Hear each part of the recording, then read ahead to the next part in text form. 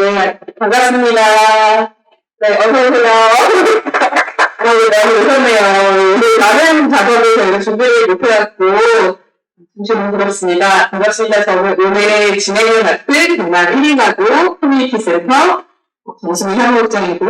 오늘은 우리 센터에서 부르기는 스타를 모셨습니다. 네. 네. 지금 센터에서 동시에 유튜브 채널 스테이지 간만에 확장내기 스트리밍 라이브로 지금 진행하고 있습니다. 1인가구 특화단만 액티비티에 사업을 진행하고 있고요. 1인가구 땅맞춤, 취업, 창업, 일자리, 경제 특강에서 오늘은 프리랜서를 위한 특강을 또 맡아주셨어요. 네. 그래서 이제 같이 진행하는 토크 강연, 좋아서 하는 일에도 돈은 필요합니다. 라는 이제 제목으로 이번에 책을 내주셨고요. 영화 감독이자 드라마 연출가, 한국 대중음악상을 수초형 기획을 한국 기획을 많이 배워야 되는데 최근에는 보험사업에 다루고 진행해주신 금융예술인 이현 작가님 모시고 진행합니다. 네, 반갑습니다. 오늘 1인 가구 커뮤니티 센터에 처음 오게 이담이라고 합니다. 이게 무슨 이야기 할까요? 여기 계신 부모님은 오늘 진행이 처음이시고요. 방송에 데뷔하시는 날이라 가지고 굉장히 엄청 많이 해보는데 긴장하지 마세요. 오늘 여러분들께 이렇게 무료로 문화적 혜택 드리는 날이니까요. 네, 제가 마음으로. 나온다. 어떻게 하셨어요? 축하드립니다. 생일. 네, 감사합니다. 네. 지금 원래 이렇게 나오는 제가 수식어로 나오는 생각이 들었는데 혹시 좀 굉장히 또 친절 노동을 하는 여러 가지 좀 활동을 하시는데 혹시 예술 노동자, 예술 생산지 이런 등등의 이름으로 많이 하셨는데 네, 많이 했어요. 굉장히 인생에서 배경이요? 네. 제가 저도 사실은 한 가지만 하고 싶고요.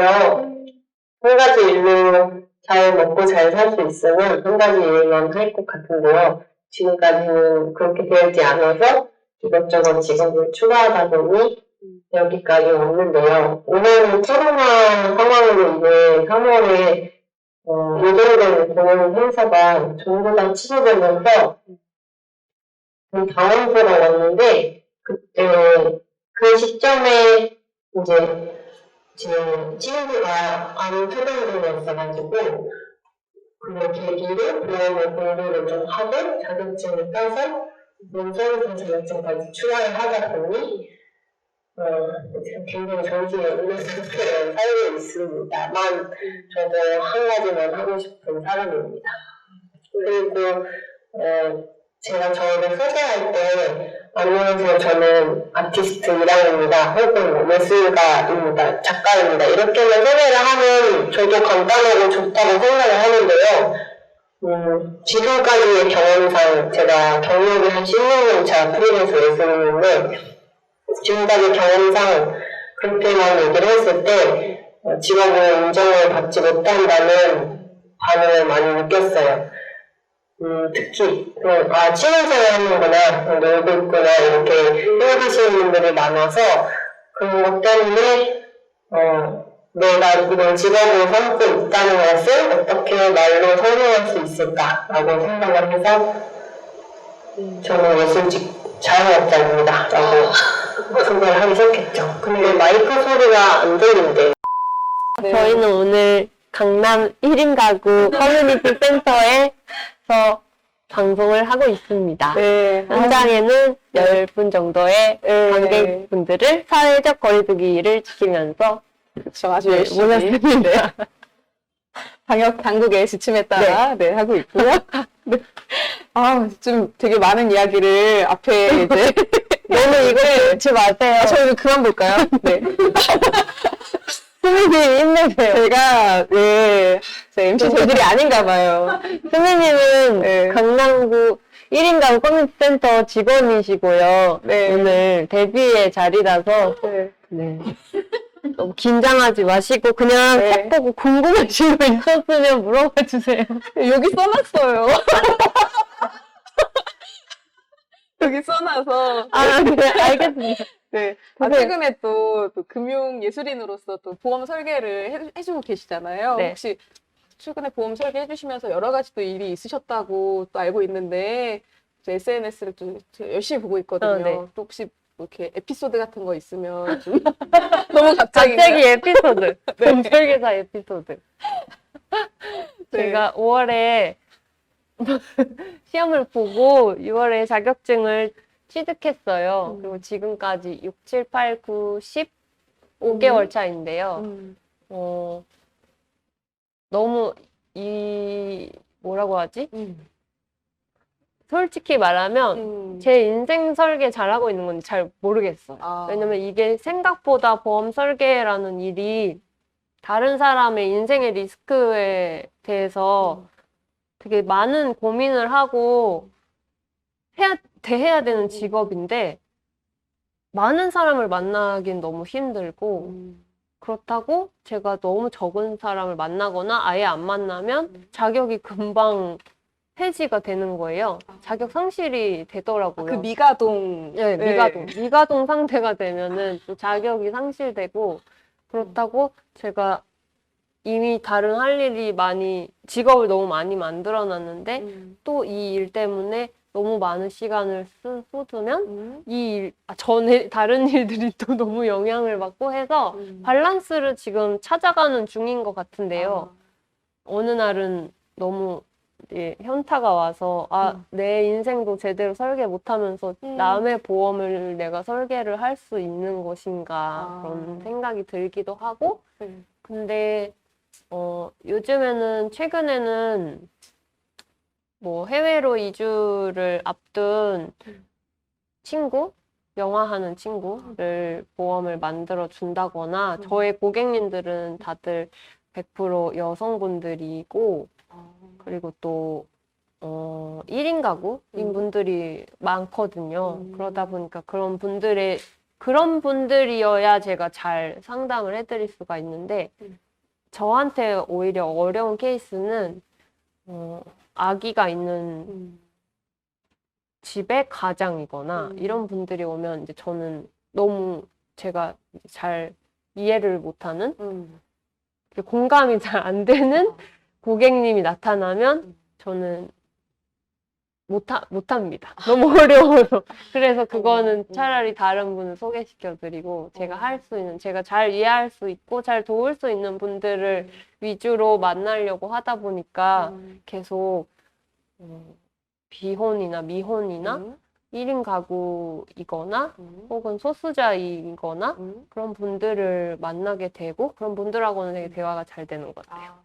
그래요. 그런 그쪽 전문인이 되어가고 있습니다. 나름의 또 이제 또 포션이. 네. 저도 이렇게 저렇게 다 여러분들을 만나다 보니까 저도 제가 잘 이해할 수 있는 사람의 리스크를 상상하는 거가 잘 되지 내가 너무 모르는 세계를 상상하는 게 쉽지 않아서 그래서 상상력이 풍부해야 미래를 보면서 설계를 할 수가 있거든요. 그렇더라고요. 그러네요, 진짜.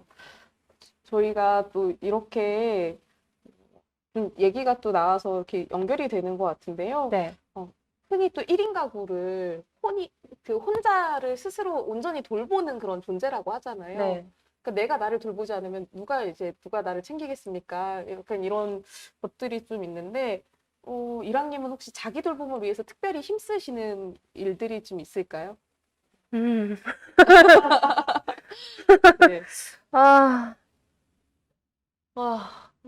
자기 돌봄 너무 피곤하죠. 그쵸. 근데 어느 날은 일어나서 거울을 보면서 무슨 생각이 드냐면 내가 세상에 태어나서 이 몸뚱이를 누군가 엄마 아빠가 만들어줬는지 어쨌는지 모르겠지만 이걸 가지고 그걸 관리하는 직업으로 태어난 것 같다는 생각이 드는 거예요. 이걸 이거가 전데요. 네. 이걸 잘 먹이고, 그 다음에 잘 재우고, 음. 그 다음에 직업을 또 구해서 일을 시키고, 음. 일이 끝나면 또 쉬게 하고, 그 안에서 혹시 몸이 아프거나 혹은 뭐 마음이 아프거나 할 때 잘 적절히 케어를 할 방법을 또 내가 생각해서 그쵸. 다시 나한테 해줘야 되고, 그런 저런 걸 다 합치니까 너무 피곤한데, 이거가 저이면서 제가 이걸 관리해야 되니까 어떻게 끊을래야 끊을 수가 없다는 그쵸. 사실을 느끼면서 아, 이거 무슨 미션이지? 라는 생각이 들더라고요. 그렇죠. 이것도 참 어렵네요. 네. 그래서 좀 웃길 수도 있는데 저는 저를 제 아바타라고 스스로 생각하면서 너무 하기 싫거나 힘든 상황에 잘 버티기 위해 정신 승리를 하기 위해 예를 들면 치과에 가서 너무 치과 아프잖아요. 치과 이게 막 잉 하는 소리를 들으면서 그래 이걸 몸뚱이를 써야 되니까 관리를 해야 되고 지금은 나는 나의 아바타를 관리하고 있어 하면서 약간 멀리 떨어진 영혼의 상태로 약간 유체이탈. 네. 제가 이가 너무 아프지만 참으면서 그럴 때도 있어요. 혼자서 되게 많은 일들을 하고요. 네. 여기 책에도 만화를, 중간중간 만화가 들어있는데요. 제가 그린 것 중에 하나는, 나를 돌보는 일이라는 소제목으로 된 만화가 있어요. 나중에 책을 사서 보시면 보실 수 있는데, 옛날에는 엄마가 제가 배가 아프면 업고 뛰어가서 응급실이나 병원에 가서 어디가 아픈지를 엄마가 막 의사를 보채서 알아내고 저를 돌봐줬는데 지금은 내가 나를 살려야 하니까 여기 보시면 안 보이시겠지만 밥 먹어 하고 밥 먹고 옷 입어 하고 옷 입고 달려 하고 달리고 죽지 마 마지막엔 죽지 마라고 써 있는데요. 그 다음 만화에는 일어나서 혼자 욕실에서 목욕한 뒤에 김이 서린 거울에다가 랑아 뭐 할까 이렇게 오늘 뭐 할까 이렇게 쓰는 장면이 있어요. 근데 이제 물이 줄줄 흘러내려서 약간 기괴하게 되는데 저는 이런 행동을 많이 하는 것 같아요. 너무 혼자서 나를 돌보는 게 쉽지 않고 특히 어려운 부분이 잘 먹이는 거, 잘 쉬게 하는 거 이런 것들이 어려워서 누가 해주면 좋지만 1인 가구는 누가 해줄 사람이 없으니까요. 저는 이런 데다가 글자를 많이 써요. 혼자서. 여기다요? 네, 뭐 해야 될 일도 쓰고 아니면 질문도 써요. 뭐 하고 싶어 이런 걸 써요. 그래가지고 뭐 혼자서는 진짜 누가 사실 밥 차려주면 좋겠지만 밥 안 차려주니까 스스로 먹어야 되는데 먹고 싶은 것도 없는데 또 누가 물어봐주면 생각날 때도 있잖아요. 그래서 여기다가 뭐 먹고 싶니? 이런 걸 쓰고 뭐 하고 싶니? 뭐 해야 될 일도 쓰고 그래서 저는 약간 손을 메모장처럼 이렇게 바로바로 보이니까 쓸 때가 있는데 직관적이네요. 네, 그걸 만약에 제가 저를 돌보는 방법이라고 한다면 그렇다고 말할 수도 있죠. 수미님은 어떻게 하세요? 저는 나를 돌보는 일? 되게 못하고 있는 것 같아요. 네. 잠도 막 늦게 자고, 뭐, 고민 있으면 계속 생각하고, 그냥 뭐 못하고 있는데, 저는 그래도 동거인이 있어서, 동거인이, 너 지금 빨리 자라고, 12시가 넘었고, 1시가 넘었고, 내일 출근이 뭐 12시여도, 뭐 몇 시까지 일어나서 뭘 하려면은 해야 된다라고 약간 강제성이 있는 것 같은데, 타인이 누군가 있다는 게 서로 상호간에 좀 돌봄이 돼요. 그렇죠. 같이 사는 친구가 있다는 거는, 같이 사는 좋은 파트너가 있다는 거는 굉장히 자기 돌봄에 활력이 되더라고요. 저는 좀 친구들하고 너무 멀리 떨어져서 지내지 않으려고 노력하는 편이고, 전 비관주의자라서 그런지 항상 이 세계는 멸망한다고 생각하고, 그렇죠. 다양한 방법으로 멸망을 상상하거든요. 근데 이제 분명히 지금도 뭐 멸망의 순간 중에 하루일 수도 있는데 코로나와 함께 어떻게? 근데 그럴 때도 친구를 생각하면 어쨌든 우리가 뭐 다 같이 모여서 그러면은 어떻게 한 번에 죽자 하는 게 아니면 멸망이 천천히 올 때도 먹고 살고 일어나야 되잖아요. 그럴 때 좀 가까이서 모여서 살면서 갑자기 핸드폰이 안 되거나 연락이 안 돼도 찾아가서 만날 수라도 있었으면 하는 바람이 있어서 왜냐면 작년에 한번 KT에 불이 난 적이 있어요. 아, 기억나요. 네, 그래서 네. 그때 제가 너무 거의 패닉 상태가 온 거예요. 그러니까 집 일어났는데 저희 집 핸드폰, 인터넷 다 KT고 지금 KT 얘기 이렇게 막 했. 너 팩트니까. 네, 그쵸. 그리고 작업실에 갔는데 작업실도 다 인터넷이 KT인 거예요. 어떡해. 그래서 일단은 집에서 아무것도 연락이 안 되길래 막 일어나서 작업실에 막 가서 컴퓨터를 켰는데 거기도 안 되고 그래서 그때부터는 창문을 열고 밖을 막 이렇게 구경을 했어요. 혹시 나만 모르는 멸망이나 전쟁이 찾아온 게 아닌가 하고 그래서 너무 무서워서 밖에 나가서 이제 식당에 갔어요. 식당에 갔는데 거기도 와이파이가 안 잡히는 거예요. 근데 어쨌든 식당에 와이파이 빌리러 간 거였는데 와이파이는 안 되지만 밥은 시켰기 때문에 밥을 먹으면서 결국엔 옆자리에 얘기를 엿들으니 KT 화재가 났다. 그게 이제 다른 LG폰이나 이런 데는 계속 알림이 왔던 거예요. 재난 문자처럼. 근데 막상 KT에는 재난 문자도 안 왔고 하니까 결국에 그때 다행히 원인은 알았지만 그때 느꼈던 그 단절의 느낌이 너무 무섭고 뭐 전화번호 외우지도 못하고 집도 모르는 상황이라면 그쵸. 이때 내가 어디로 가야 될지가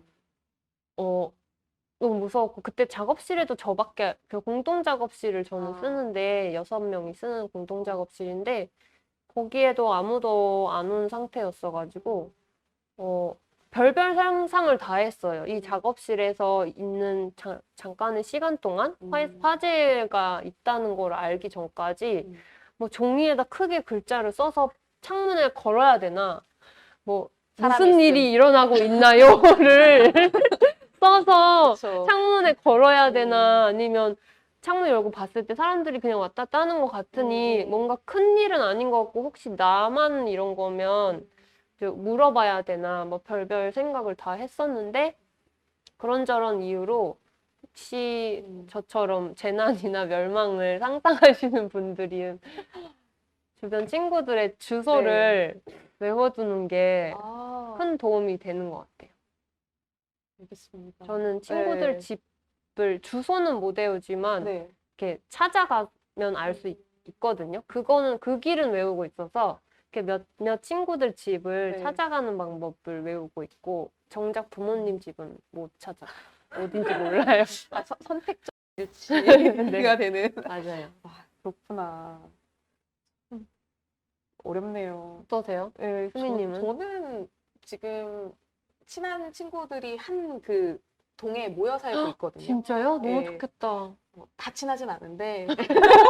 어떤 이거 동이요? 나가도 되나? 빌라요? 빌라인데. 어떻게 근데 그렇게 모일 수 있었어요? 저는 그 은평에 지금 실제로 살고 있는데 그 여성들의 어떤 청년들 커뮤니티 하우스를 지금 그런 게 있어요? 거기 입주를 해서 임대주택에 살고 있어요. 네, 그러면 거기에 네. 수미님이 원래부터 아는 분들이 또 들어온 또 거예요? 있고 또 이제 그 안에서의 또 소중한 관계들도 또 생기고 그렇게 다들 따로 사는 것 같지만 또 이제 또 같이 살기도 하고 그렇게 실제로 뭐 반상회도 하고 싸우기도 하고 뭐 좋기도 하고 같이 옥상에서 영화도 상영하고 그렇게 이제 좀 지내고 있어요. 오마이걸 그 분들이 한 빌라에 같이 사는 거 혹시 아세요? 그 걸그룹. 네. 오마이걸 맞나? 아닌가? 맞아요. 네. 그래서 빌라를 하나 사서 각 층에 각 한 집씩 멤버들이 나눠서 산대요. 그러니까 너무 좋다. 가깝게는 살고 싶은데 숙소 생활을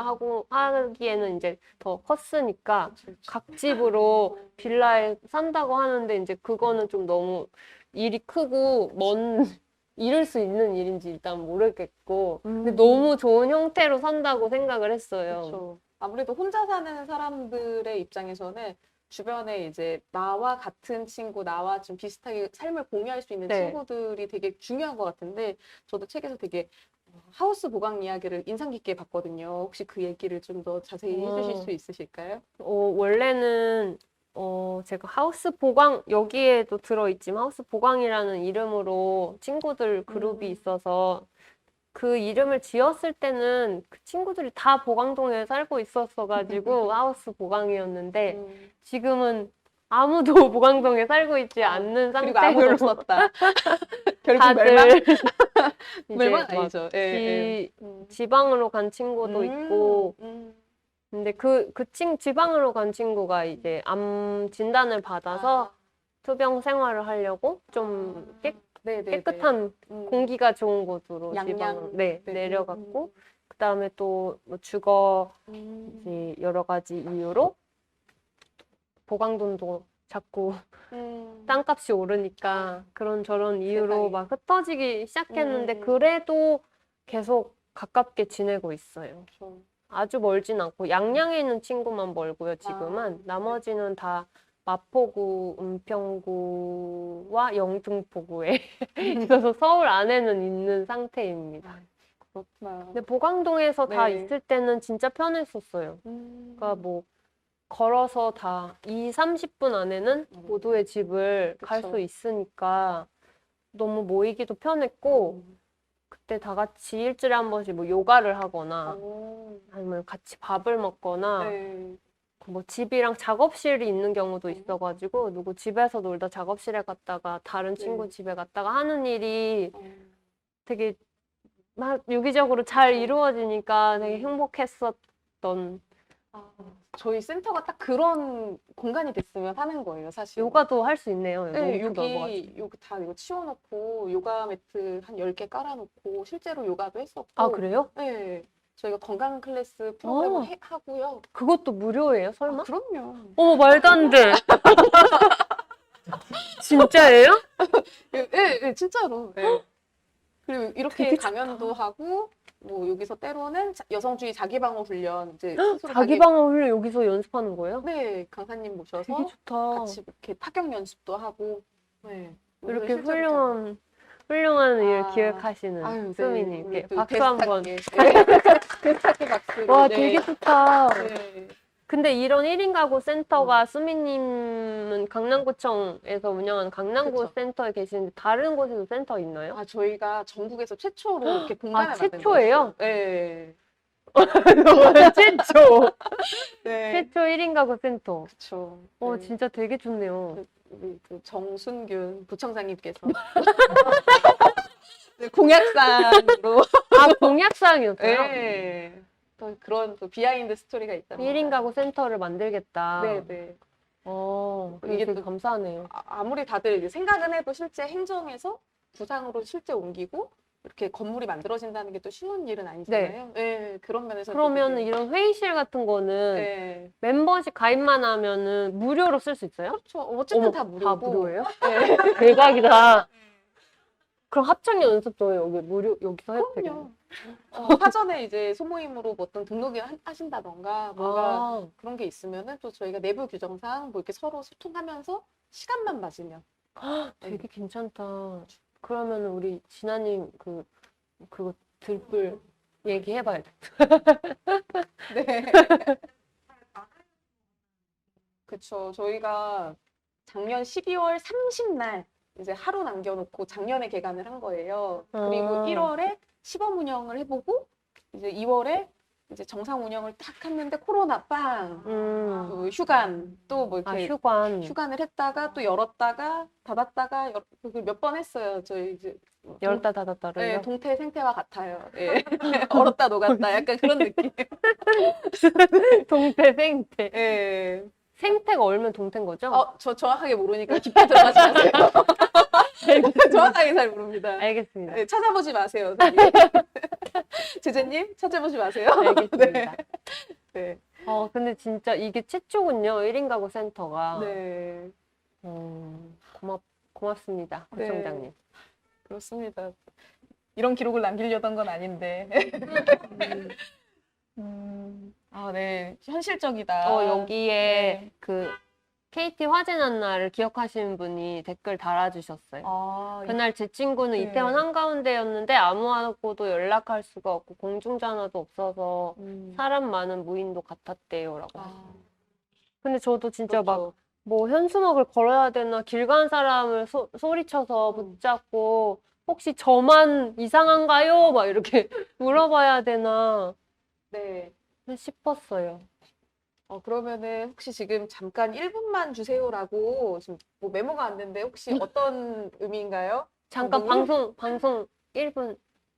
잠깐. 네. 그러면 우리 잠깐 1분만 좀 쉬었다 가볼까요? 네, 네. 1분이요? 네. 1분? 1분 동안 그러면 소리를 잠깐 끄나요? 아, 소리는 아까보다 네. 훨씬 좋아졌다고들 쓰셨어요. 아, 다행이네요. 그러게요. 다행이네요. 저의 울렁거림은 많이 좋아지지 그 않았어요. 많이 좋아졌어요. 아까 좀 나아졌나요? 많이 좋아졌죠? 수민님 많이 좋아졌어요. 다행이에요.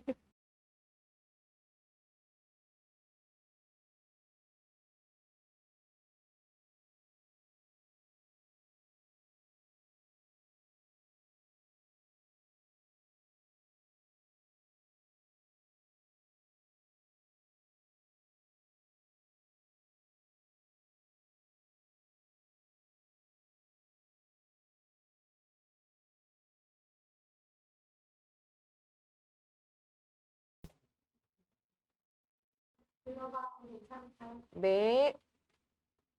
그럼 그냥 안 할게요. 네.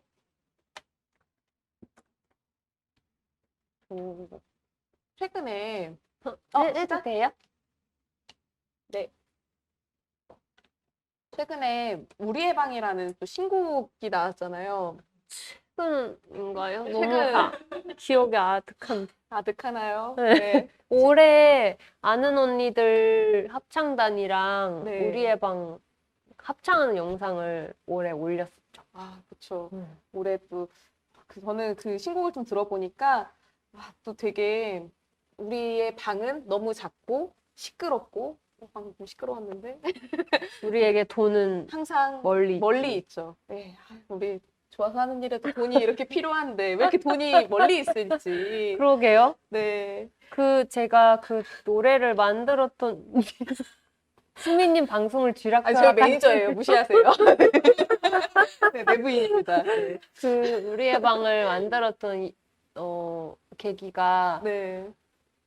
뭔가 북토크가 있었어요. 버지니아 울프를 주제로 하는 북토크가 있어서 제가 자기만의 방 책을 몇 년 동안 사놓고 책 등만 보고 있었거든요. 근데 이제는 봐야 된다. 일을 해야 되니까 하면서 막 읽었는데 거기에서 방 이야기가 나오잖아요. 방 이야기가 돈도 나오고 방도 나오는데 방도 방 나름이죠. 너무 작은 방, 너무 시끄러운 방, 너무 어두운 방은 방이라고 해도 괴롭잖아요. 거기에서 한 여성이 어떤 방이든 안전하진 않으니까 우리한테 안전한 방, 우리가 행복한 방은 또 그냥 방은 아니니까요. 그쵸, 맞아요. 그래서 그냥 저나 제 주변 사람들이 살고 있는 방을 생각했을 때는 다 너무 좁고 너무 어둡고 너무 시끄러운 방들에서 우리가 살고 있으니까 그냥 지금 방이 필요하고 돈이 필요한 건 알지만 우리한테 빵원이 있는 건 아니지만 항상 너무 멀게 느껴지는 적은 돈이 있고 방도 없는 건 아니지만 항상 너무 좁고 시끄럽고 어두운 방 안에 있는 걸 그거를 좀 노래로 만들어 보고 싶었어요. 저는 딱 그 얘기를 들으니까 이게 물론 이제 버지니아 울프는 여성에게는 뭐 500파운드와 자기만의 방이 필요하다라는 말도 했지만 그게 꼭 여성에게만 국한되는 말 같지는 않아요. 네. 이제 1인 가구에게도 자기만의 방이 이제 최저 주거 그 면적 기준에는 맞는 네. 적어도 사람이 살 수 있는 방은 맞아요. 참 필요한데 맞아요. 이게 참 우리나라 아주 사실 준비했던 멘트가 멘트가 어떻게든 엮어보려고. 네네. 네. 멘트 해보세요. 우리 또 이렇게 임대주택 같은 거 이렇게 너무 이제 또 낙첨되는 부분이 많잖아요. 모두에게나 다 열려있는 기회 같지만 사실상 되게 어렵거든요. 저희 책에서도 랑님께서 이제 그 임대 낙첨의 경험이 아파트, 있다. 네, 맞아요. 네, 뭐 많이 준비를 하셨을 아, 텐데. 진짜 그때 네. 생각하면 얼마나 희망 고문을 당했는지. 그때 저는 1순위가 그렇게 경쟁이 치열한지 모르고 제가 1순위라는 거에 되게 취해 있었어요. 아, 나는 역시 1순위지. 나는 저소득층의 1인 가구의 1순위지 하면서 이제 청약은 열심히 주택 청약 열심히 회차는 꽉 채웠으니까 나는 1순위 하면서 그때 1순위 안에 가산점 경쟁이 있는 줄 모르고 제가 뽑은 그 임대 아파트들 지역별로 쫙 서울 지역별로 또 욕심 있게 서울 지역 아파트들을 막 이렇게 프린트해서 어디로 갈지를 상상하면서 버스에서 막 되게 막 여기 동그라미 쳤다가 저기 동그라미 쳤다가 막 그랬어요. 제가 그때 노린 지역은 월드컵 경기장 쪽과 상암동 쪽과 좋죠. 공덕이었는데 또 월드컵 가져야 되나 공덕 가져야 되나 하면서 되게 즐겁게 그쵸. 했는데 결국에는 그 어디도 갈 수 없다는 것을 알게 되었죠. 가산점이 없다는 걸로 인해서. 그렇죠. 되게 많이 이게 1인 가구 청년에게나 뭐 또는 이제 저소득층 어르신이거나 장애인이거나 뭐 세터민이거나 뭐 굉장히 많은 유형이 있어요. 근데 맞아요. 그 공급 중에서도 사실상 이거 저는 좀 개인적으로 좀 불편한 부분이 되게 다양한 삶이 있는데 우리나라는 굉장히 정상가족에 편입되지 않으면은 출산에 도움이 되지 않으면 뭐 아무것도 안 주겠다. 약간 이런 징벌적인 의미로 꼭 뭔가 이렇게 다가가는 게 굉장히 저는 좀 약간의 어려움, 실제 정책과 내가 느끼는 맞아요. 그 생활의 불편함 이런 게 굉장히 크거든요. 맞아요, 예. 그래서 굉장히 좀 이 이야기가 많이 와닿더라고요. 맞아요. 어떡하죠? 어떡하죠? 어떻게 해야 그래서 될까요? 저는 그때 어떤 소설을 구상했는데요. 가산점을 위한 가족을 구성하는 이야기를 상상했어요. 가산점을 위해서 네. 뭐 계약 결혼을 하거나 어. 계약 결혼을 하고 그 다음에 또 누군가를 입양하거나 혹은 뭐 노인을 나의 피부 형제로 넣고 하는 식으로 막 가족을 구성해요. 그렇게 해서 가산점을 얻어서 임대 아파트에 들어가면 임대 아파트가 7평 막 이렇게 나오기도 해요. 공덕에 있는 데는 7평, 6평이었거든요. 너무 좁지 않나요? 너무 좁죠. 네. 근데 실질적으로 1순위에서 가산점을 받으려면 뭐 노부모를 모시고 있다거나 아니면 뭐 동생 형제가 있다거나 아니면 뭐 신혼부부거나 여러 가지 어쨌든 진짜 1인 가구가 생으로 들어가긴 너무 어려운 거예요. 너무 허들이 높네. 네. 그게. 그래가지고 만약에 그렇다면 제가 막 혼자 상상을 해봤을 때 여기서 가산점을 얻으려면 뭐가 확실히 네. 있어야 되는 사람이 더 있어야 되거나 하는 그쵸. 것 같으니까 그러면 가짜로 사람들을 모으고 가산점을 위한 가족을 구성한 뒤에 아파트에 들어가게 되면 어차피 이니까 혼자서 살기도 빠듯하니 한 명씩 살해를 하는 소설을 써볼까. 살해. 네. 그런 생각을 했어요. 소설이기 방정이네요. 소설로. 소설이니까 네. 상상할 수 있죠. 왜냐면 너무 그치. 말이 안 되니까요. 이걸 가산점 커트라인을 넘으려면 어느 정도 필요한 가산점들을 따내려면 여기서 몇 점, 저기서 몇 점 따내야 되는데 그러기 위해서 이제 제가 상상을 해서 가족을 가상으로 이제 가산점을 위한 가족을 막 꾸리고 그래서 합격해서 들어가면 어차피 다 같이 못 사니까 한 명씩 죽이는 소설을 시대의 문제작. 네. 써볼까라고 했고요. 그런 그런 상상을 했습니다. 문제작이죠. 그쵸. 꼭 나왔으면 좋겠네요. 네. 되게 현실을 반영하고 있는 거죠. 집필 계획이 있으세요? 실제로? 근데 너무 나쁜 것 같아가지고 쓸 수가 없었어요. 그쵸. 쓸 수가 없었답니다. 저 그걸 또 이렇게 쓰는 순간도 나를 또 왜냐면 누가 예를 갉아먹는 것 들면 같아서. 누군가를 입양한 다음에 그 아이를 죽이는 장면을 또 써야 되고 아니면 또 노인을 죽이거나 아무튼 뭔가 죽이는 거 쉽지 않으니까요. 아무리 글이라고 해도. 그렇죠. 그래서 상상만 했었어요. 너무 그 당시에 음. 제가 좀 허탈했어가지고. 음. 그래서 그때 허탈함을 딛고 버팀목 전세 대출을 열심히 공부하고 네. 그걸 받아냈습니다. 아, 성공하셨네요. 네. 버팀목 전세 대출 성공기는 네. 그 팟캐스트 영혼의 노숙자에서 한바탕 그쵸. 썰을 풀었는데요. 네. 그거 듣고 또 버팀목 전세 대출 누가 받으셨다 그래서 되게 기뻤어. 또 이런 게 또 선순환 아닙니까? 맞아요, 맞아요.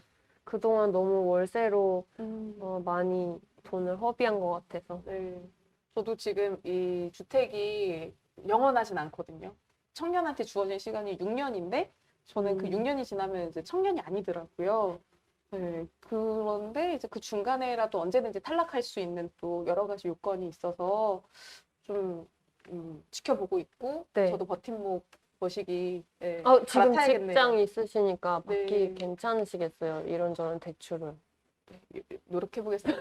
열심히 저희 센터가 그렇군요. 네, 저는 노력을 해야죠. 저를 저는 위해서. 좀 대출이 어려운 직업이라 가지고 프리랜서 분들이 진짜 대출 받기 너무 어려운 것 너무너무 같은데 어려워요. 어떻게 그러면 그걸 하셨어요? 저는 그나마 한 10개월 정도짜리 계약서가 있어서 그걸로 받은 거예요.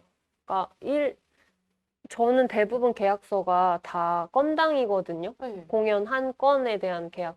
음, 그래서 아무리 그 한 건 공연에 음, 그렇게 받은 적은 없지만 2천만 원을 받았다라고 해도 그걸로 너무 소득 증명이 안 되는 거예요. 건이니까 이걸 이 이후로도 너가 유지하고 지금 하고 있다는 증거가 없는 거죠. 그래서 적어도 몇 개월 정도는 어딘가에서 일한 계약서가 있어야 된다. 이렇게 얘기를 막 하시고 계약서를 정말 이만큼 가져갔어요. 어차피 다 저는 건당 하는 일이니까 뭐 행사, 공연 아니면 뭐 책 계약서 같은 것도 다 가지고 갔는데 다 나가리 되고 나가리 써도 되나요? 다 네. 탈락되고 그리고 심지어 전 해외 계약서도 막 가져갔어요. 저 해외에서도 책 내고요. 막 이랬는데 이런 건 필요 없어요. 이렇게 하는 거예요. 되게 진짜 매몰차다. 거의 막 쓰레기를 막 어. 이렇게 하시는 거예요. 어머머. 그래가지고 나는 나름대로 내 직업의 긍지를 가지고 살아왔는데 해외 활동도 하면서 난 스스로 참 멋지다고 생각했는데 안 되는구나 하고 결국에는 뭐 한 10개월 정도 연속 근무가 있는 그때는 감독 계약서였는데 그걸로 받을 수 있었는데 그 이후로는 또 제가 지금 감독 일을 안 한 지 한 3년 정도 됐어가지고 그런 좀 긴 계약서가 없고 다 여전히 건당 계약서만 있으니까 앞으로 제가 이사를 하거나 또 대출을 받을 때는 되게 어렵죠, 상황이. 쉽지 않죠. 그렇죠. 그게 저는 그렇게 한 건 한 건 가져갔으면 그거를 연속성 있게 이분이 이렇게 꾸준히 일을 하는구나라고 볼 줄 알았는데 또 그렇지 않다는 게 그렇지 되게 의외네요. 않더라고요. 그렇지 않은데 왜 그럴까요? 왜 그럴까요? 되게 네. 대출 창구에서는 네. 사람이 작아지는 것 같아요. 막 마음 졸이고 갑자기 아무것도 모르는 사람이 되는 느낌?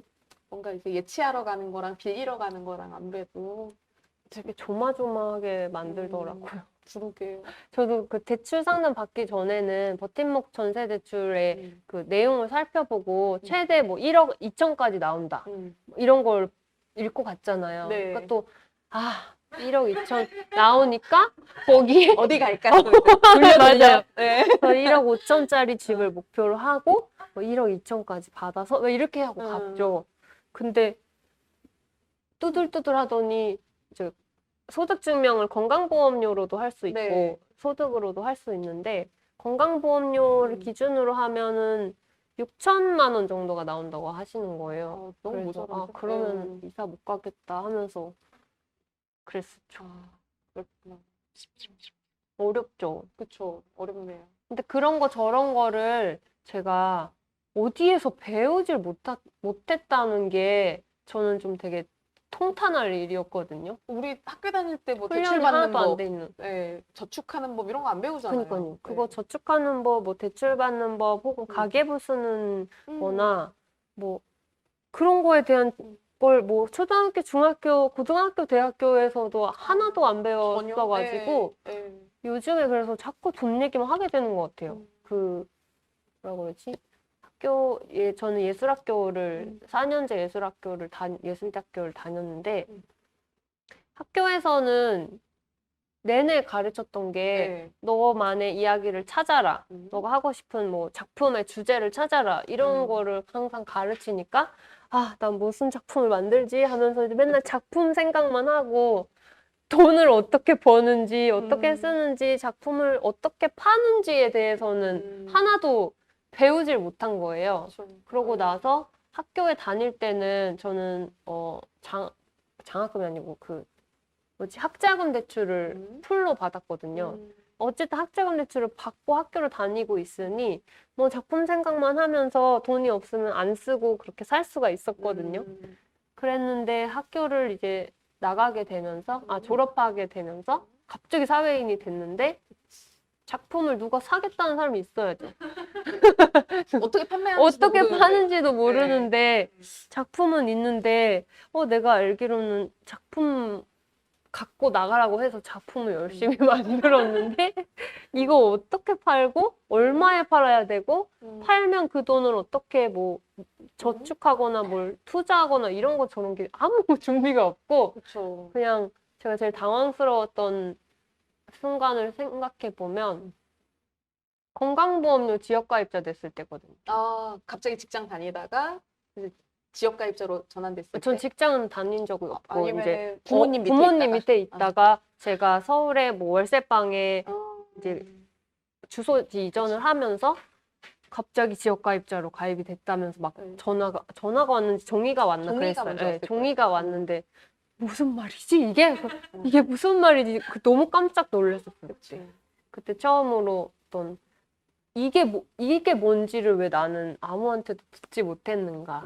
이런 게 언젠가 살다 보면 날라온다는 것에 대해서 왜 듣지 못했는가가 되게 당황스러운 순간이었고, 이제 학교 다니면서 월세방을 얻었을 때, 그쵸. 날아오는 그 공과금 용지에도 저는 되게 놀랐었어요. 이런 게 있는지를 몰랐어. 엄마, 아빠랑 살 때는 어쨌든 뭐 살기만 하면 됐었으니까 밥 잘 몰랐는데 먹고 공부 열심히 하고 학교 잘 학교 나가고 갔다 오고 근데 뭐 언젠가 너가 어른이 되면 이것도 날라오고 요것도 날라오고 이것도 온단다. 그건 전혀 몰랐던 사실이었죠. 그러게요. 전혀 몰랐네요. 그런 것도 가르쳐주고 그래야 되는데. 작품 판매하는 법도 진짜 좀 가르쳐줬으면 좋겠어요. 판매 프레젠테이션 같은 것도 연습시키면 좋겠어요, 학교에서. 뭔가 세일링하는 방법, 세일즈하는 방법 이런 게 있으면 참 좋겠네요.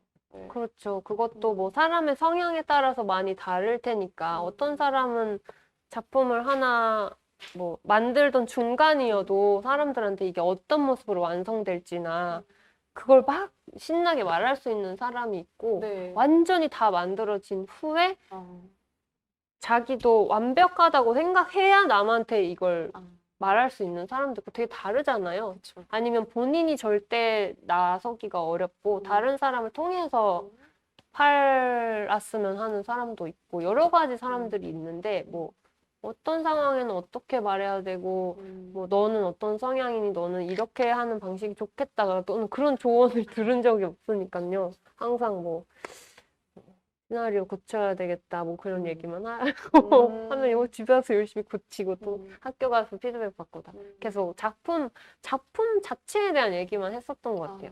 이야기를 찾아라 뭐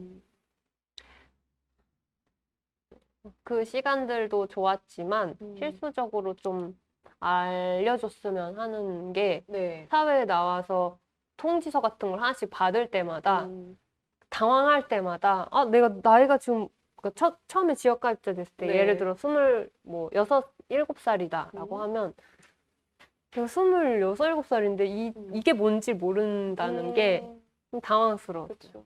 지역가입자가 뭐지? 이렇게 되잖아요. 그래. 정말 모든 면에서 참 준비가 필요한 것 같아요.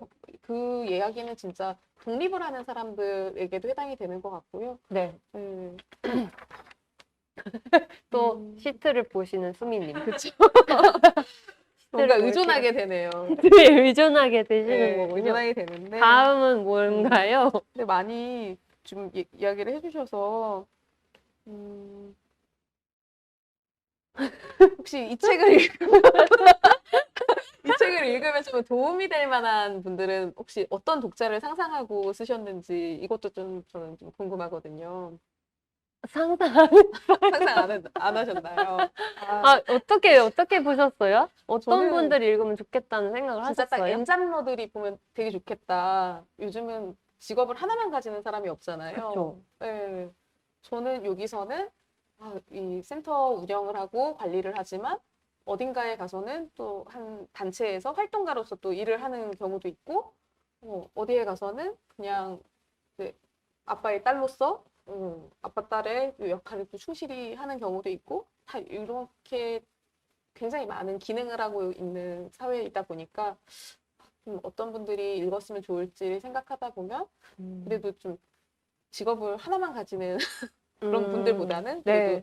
또 저도 2개 정도는 다들 있으면 음, 좋겠다 싶기도 해요. 왜냐하면 제가 이제 설계사 자격증 딴 뒤에 거의 회사에는 거의 다 주업 설계사이신 분들밖에 없거든요. 아, 저만 빼고 네. 다 주업 설계사들이니까 저는 한 달에 이제 제가 세운 목표는 1명 혹은 2명만 만나자인데요. 그렇게 해야 그 사람 얘기를 제대로 오롯이 듣고 그 사람을 위해서 내가 이것저것 상상할 수 있고 그걸 준비하고 관리도 할 수 있는 정도라고 생각을 하는데 주업인 분들은 그렇게 못하니까 어떤 분들은 뭐 한 달에도 몇십 명을 만나는 게 아니라 완전히 네. 그 사람들한테 보험을 만들어주는 일을 하잖아요. 그렇죠. 마이크 선을 어깨에서 이렇게 네. 아, 너무 잘 보이는구나. 네. 그래가지고 이렇게 되게 남의 삶에 큰 리스크를 상상하는 일을 주업으로 하고 한 달에 수십 명 거를 상상해야 되는 거면 정신적으로 너무너무 힘들겠다는 생각이 드는 거예요. 그래서 조금 회사 뭐 동료를 만나거나 하면 권해요.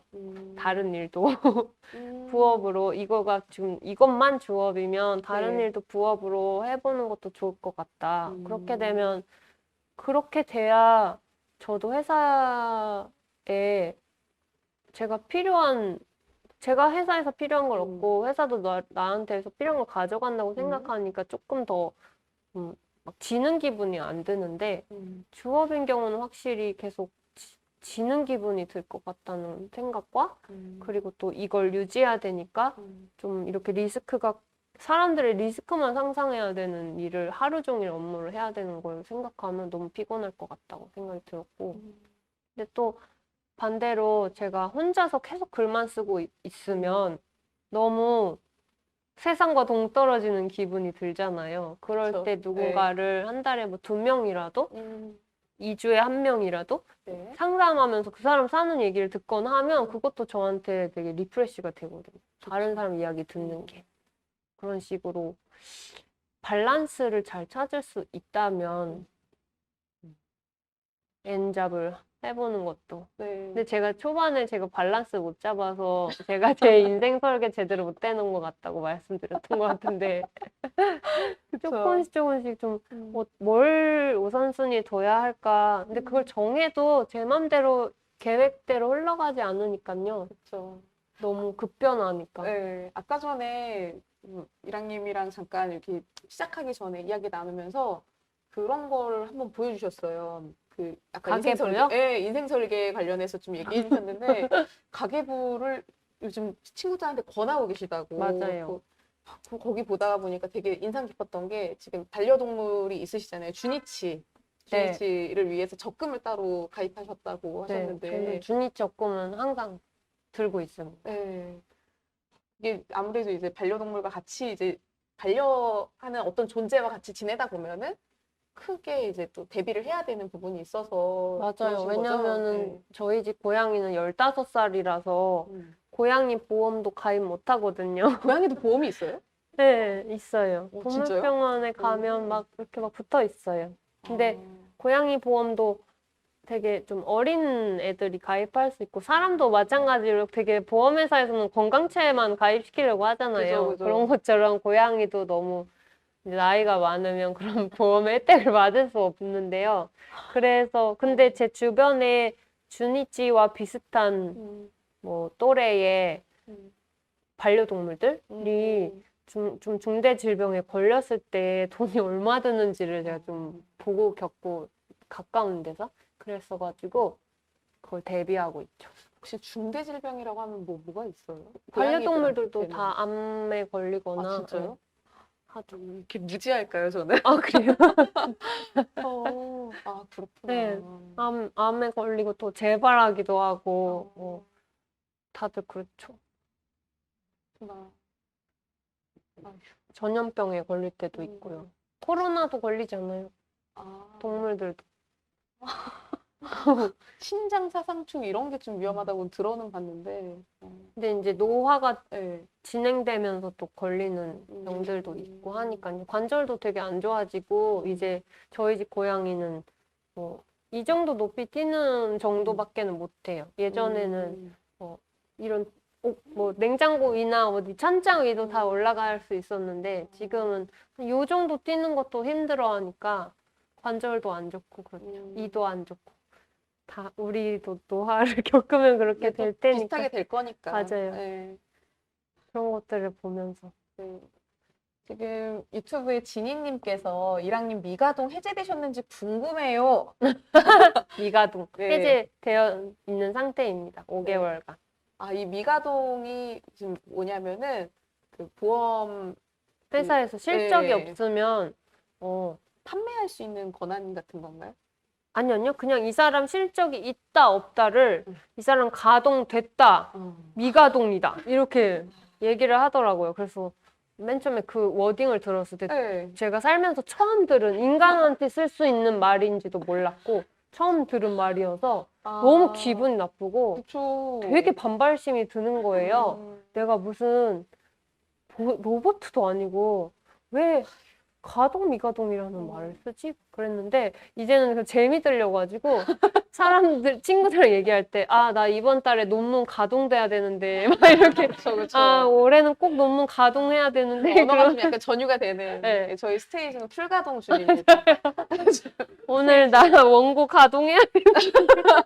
아, 집에 가서 또 쓰셔야 되나요? 네, 그런 식으로 말을 막 장난처럼 쓰고 있죠. 그렇죠. 아유, 논문 가동. 풀가동. 올해 꼭 논문 가동되시길 이런 아. 얘기 쓰면서 축복의 언어. 감사합니다. 오늘 공연 가동. 노동처럼 쓰는 거죠. 아. 공연 노동처럼. 그렇죠. 아, 아까 전에 물어보셨던 질문 중에 이게 누가 읽었으면 아, 좋겠냐. 맞아요. 약간 그 얘기를 하다가 좀 엔잡러 넘어갔는데 얘기. 엔잡러뿐만 아니라 저는 또 동료 예술가들한테도 되게 필요하겠다. 이런 지침서가.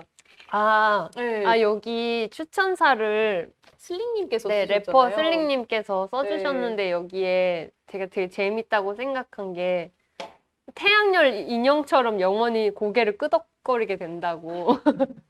아, 이걸 읽으면서. 이거. 근데 얼마 전에도 슬링님이랑 대화하다가 막 저축 얘기 그런 거 했거든요. 네. 근데 저 슬링님뿐만 아니라 네. 대부분 비슷한 필드에서 일하시는 뭐 아티스트 분들이나 대화를 해보면 다들 그 어떤 교육도 받지 못했고 그 어떤 대비도 안 되어 있는 분들 뿐이에요. 되게 어떡하죠? 저분 진짜 잘 준비하고 있다. 네. 나도 저거 따라해야지 하는 분을 지금까지 만난 적이 없어요. 그래서 좀 동료를 찾기 위해서 네. 동료를 훈련시키고 있는 거죠. 아, 트레이닝. 네. 동료 가계부 트레이닝. 써, 가계부 써 그러면서 제가 가계부. 올해에 나를 업그레이드 해야겠다고 생각한 네. 게 저는 그 수입 뭐라고 그러지? 수입 관리를 되게 열심히 하는 편인데 어디에서 일했고 언제 돈을 받았고 이거를 뭐 서류는 이거 받았고 이런 것들을 다 기록을 하는데 왜냐하면 보통은 원고료나 행사료 같은 것들은 2, 3개월 있다 주는 경우도 있으니까. 빨리 드리겠습니다. 그거는 원래 다 그렇더라고요. 결제가 라인이. 그래서 그런 것들을 체크하면서 수익 관리를 열심히 해왔거든요. 어느 정도 벌어야 돼 하면 수익 관리를 해왔는데 제가 지출 관리를 좀 허술하게 한다는 거를 올해 깨닫고 그 네. 부분을 개선해야겠다고 생각하면서 오늘 아까 대기 시간에 보여드린 지출 네. 가계부를 쓰기 시작했어요. 그럼 지출 가계부였던 네. 거예요? 왜냐면 수익 관리는 네. 스케줄표랑 같이 관리하거든요. 스케줄이랑 이제 그거 끝나고 나서 네. 이게 들어왔는지 언제 들어왔고 실 입금액이 얼마인지 이런 것들을 다 이제 기록을 하는데 지출은 또 약간 너무 짜잘짜잘 막 커피 사 먹고 이런 게 그 그쵸. 한 시트에 있는 게 너무 불편하니까 음. 지출 가계부는 또 약간 다른 목적성을 가지고 다른 시트에다가 만들어서 쓰기 시작했습니다. 저도 한번 노력을 해봐야겠네요. 노력은 되게 작게부터 시작을 해야 돼요.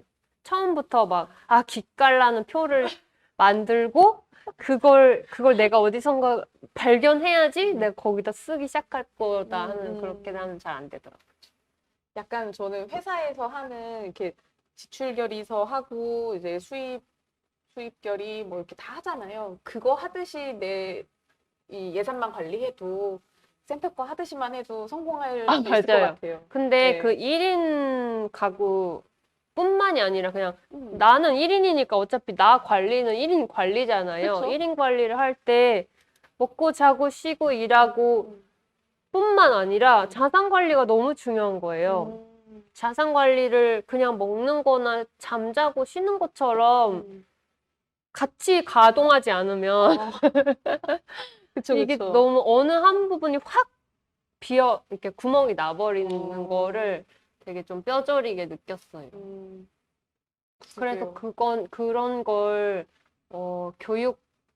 어릴 때부터 교육을 잘 시켜줬으면 정말 좋겠다. 혹은 너무 어릴 때도 안 되면 대학교에서도 좀 필수로 가르쳐줬으면 좋겠다. 그러게요. 예술학교라도 이제 자산 관리를 꼭 넣어줬으면 좋겠다. 그런 센터에서 마음이 그런 거 해도 좋을 것 같아요. 네, 네. 맞아요. 그냥 저는 어릴 때 사실 용돈을 받지 못해가지고 작은 돈이라도 어떻게 쓰고 어떻게 나가고 어떻게 모을 수 있는지를 연습을 못 해봤어요. 그냥 저는 집에서 항상 그냥 돈이 없어 그냥 이러는 집안이었어가지고 그래서 그때 되게 작은 돈이어도 내가 관리를 해봤다면 이제 와서 이렇게 허둥지둥 되지 않을 텐데라는 아쉬움이 있지만 어쩔 수 없죠 이미. 그래도 여기까지 지금 또 왔는데. 잘하고 계시니까 네. 이제서 좀 하는 거죠. 나중에 또 저희 얼마든지 본인만의 그 노하우 한번 알려주실 수 있으시면 네, 얼마든지. 저도 항상 다른 분들의 도움을 받으면서 블로그에 이렇게 시트 올려주시는 그쵸. 가계부 시트를 막 무료 배포해주시는 분들의 은혜를 받으면서 저도 그걸 수정하고 쓰고 막 이러고 있으니까. 그럼 여기 저거 화이트보드 다 이렇게 저 이런 거 놓고 진짜 좋아해요. 저 설명 딱딱딱딱 저 해주시고 친구들이 저 이과 갔어야 된다고 그러더라고요. 저 계산기 두드리는 거 되게 좋아해요. 엑셀 되게 좋아하신다면서요. 그래서 저 일본에서 활동을 지금은 코로나 때문에 못하지만 일본에 왔다 갔다 할 때 계산기 막 예쁜 거 사러 가고 그랬었어요. 나를 위한 선물, 계산기. 선물. 눌림, 이거 좋죠. 좋은 거. 저는 이렇게 글자 큰 거 좋아해요. 자판 큰 거. 큰 거 저도 큰 게 네. 좋은데 제가 좀 이쁜 거 위주로 사서 좀 작은 거 샀어요. 계산기를 두드리면서 나를 관리한다고 생각하고 치과 가서 아바타 그 부러진 거 고치는 그 정신처럼 오늘은 랑이가 뭘 썼나 어디에 뭘 썼나 근데 그게 진짜 도움이 되더라고요. 그러니까 이렇게 확 막 어느 부분을 보면 사람이 보인다라고 막 단정 지을 수는 없지만 네. 그 가계부에도 심리 상태가 드러나잖아요. 어떻게요? 예를 들면 너무 시발 비용을 많이 썼다든지 네네. 이때 저 같은 경우도 만약에 여기에 오늘은 모르겠지만 일을 하러 갈 때는 아직 일이 잘 될지 안 될지 모르니까 대중교통 타고 가서 일이 만약에 잘 되면 끝나고 나를 위로하는 느낌으로 택시를 타고 간다든지 그런 식으로 쓰잖아요. 플렉스. 네. 플렉스를 해야죠. 한다든지 근데 그게 심리적으로 막 움직일 때가 있잖아요. 그런 거를 가계부를 통해 보는 거죠. 아, 내가 이날 뭐뭐 때문에 이거를 엄청 샀구나라든지 이걸 먹었구나라든지 특히 이제 배달 음식 쓸 때 너무 알 것 같아요. 그쵸? 네. 그래서 그런 것들을 보면서 나의 상태를 체크업하는 거죠. 뭐 몸무게 재고, 뭐 끼 재는 것처럼 지갑도 재고. 그쵸. 아유, 되게 되게 바빠요. 관리할 게 너무 많죠. 근데 항상, 예, 거기다가 창작도 해야 되니까 책도 쓰셔야 되고 노래도 막 만드셔야 만들어야 되고. 그래서 나중에 혹시 다른 주제로 얘기를 하게 되면 네. 저는 이렇게 이렇게 막 시각 자료도 많이 보여드릴 수 있거든요. 아, 네네. 너무 기대되네요, 벌써부터. 창작 얘기는 하나도 안 한 것 같아요, 오늘. 오늘 제일 많이 한 이야기는 소리가 잘 들리나요? 저희 네. 괜찮나요? 네. 뭐 이런 거였죠, 뭐. 그러면은 네. 다른 분들이 뭐 궁금한 거 혹시 있으실 수도 여기 있고. 오늘 오신 선생님들 뭐 오늘 제가 계속 네. 가계부랑 막 자산관 얘기랑 보험이랑 네. 임대 아파트랑 버팀목 전세 대출 얘기한 것 같으니까 그쵸? 창작 부분에서 궁금한 네. 게 있으시거나 꼭 창작이 아, 아니어도 맞아요. 좋습니다. 네. 편안하게. 네. 감사해요.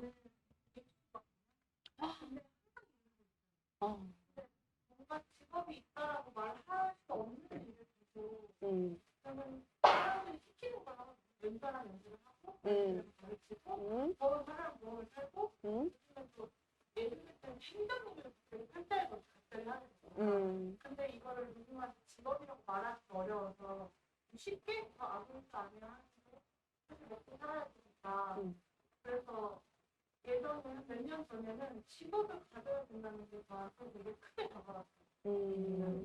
전공도 계속 바뀌고 하고 싶은 것도 계속 바뀌는데 사람들은 다 뭔가를 꾸준히 하고 살아가고 있는데 나는 그렇지 않는다는 무책감이 되게 컸거든요. 그래요? 네. 질문이 여기 네, 안 들릴 것 이분들한테 안 같아서. 들려서 네. 네, 그래서 저는 되게 크죠? 그렇게 이제 지금 백수인데 늘 일을 하면서 살아가고 먹어야 되니까 있는데 최근에 한 2, 3년 전부터 저 같은 사람들이 보이더라고요. 엔잡러라고 그걸 네. 말을 하면서 그래서 이제 내가 근데 저는 이렇게 살아가는 게 저한테 맞더라고요. 뭔가 꾸준히 남들처럼 9시 출근해서 8시 매일매일 똑같은 일을 하는 것보다 그냥 계속 바뀌는 알바를 하거나 그냥 다른 걸 하더라도 제가 하고 싶어서 하는 걸 하는 게 저는 좀 좋더라고요. 근데 돈이 없고 그래서 이 책을 읽으면서 많이 너무 공감했어요. 어떤 부분이에요?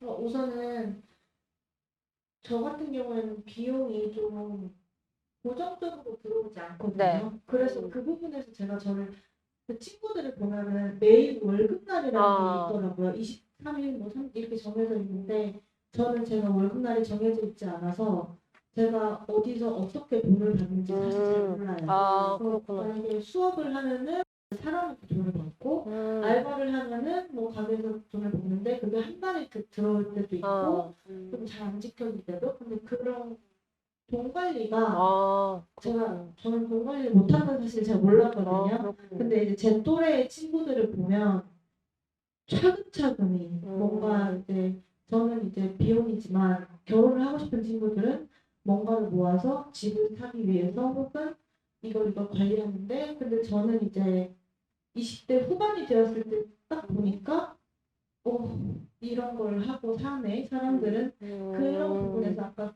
저는 이제 책에서 수입이 고정적으로 들어오지 않아서 그런 걸 관리하는 게 굉장히 에너지 그걸 언제 들어가 체크해야 되고 그 부분이 저는 많이 공감이 됐어요. 그래서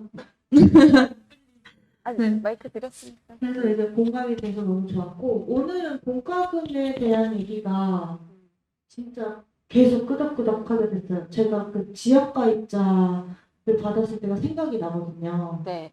정말 너무 놀랐어요. 그래서 너무 놀라서 내가 왜 20만 원을 내야 돼? 하고 전화를 하고 이렇게 해가지고 막 다시 하고 막 그랬는데 그 부분에 대해서 배운 적이 없고 근데 친구들은 다 알고 있더라고요. 몰랐어?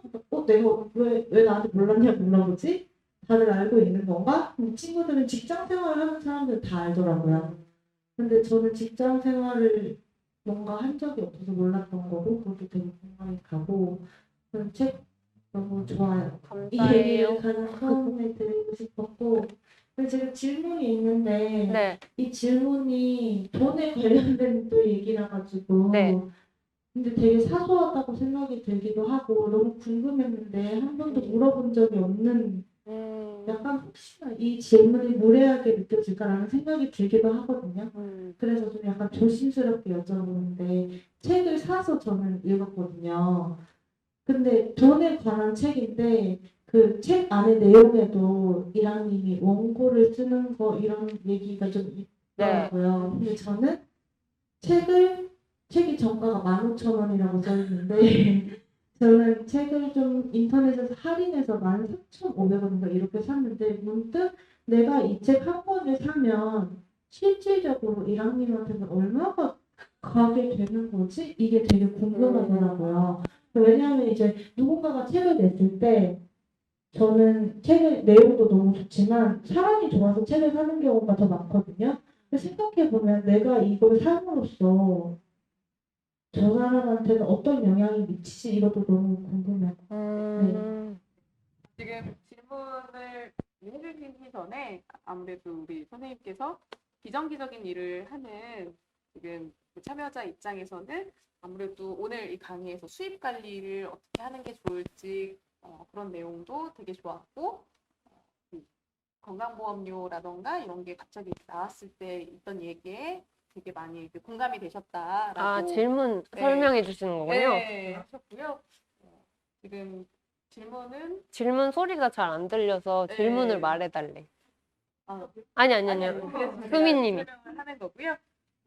그래서 조금 이제 외람된 말씀이지만 혹시 이게 이 책 한 권에 뭐 인세라던가 이런 네네. 개념을 아, 물어보신 것 당연히 같아요. 얘기해 드릴 수 있죠. 네. 일단 저도 주변에 다 프리랜서들이 대부분이고 정규직 직장 회사 다니는 분들은 진짜 많이 없거든요.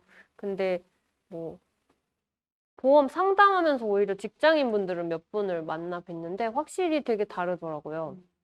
한 번에 월급 날에 일정한 금액이 들어오니까 그걸 가지고 딱 뭐 분배하고 뭘 어디에 옮기고 이런 것들이 가능하니까 훨씬 가계부 정리하기도 쉽고 계산이 쉽던데 저는 그렇지 않고 저도 굉장히 들쑥날쑥하게 들어오고 업종도 너무 다양하니까 어떨 때는 나중에 이제 종합소득세 할 때 보면은 업종 코드가 있잖아요. 네. 그러면 어떤 데는 뭐 모델, 모델 서비스이기도 하고 막 여러 가지가 너무 많아서 저는 약간 카톡 보듯이 가계부 어플을 되게 많이 열어봐요.